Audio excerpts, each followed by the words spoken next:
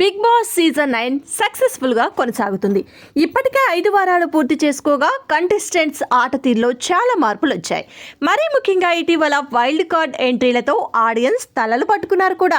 ఇందులో కొందరిని నటీనటులను అలాగే సోషల్ మీడియా ద్వారా కాంట్రవర్సిటీతో పాపులర్ అయిన వారిని సెలెక్ట్ చేసుకున్నారు. హౌస్లోకి మొత్తం 6 మందిని పంపారు. ముఖ్యంగా old contestants versus wild card అన్నట్లుగా టాస్కులు జరిగాయి.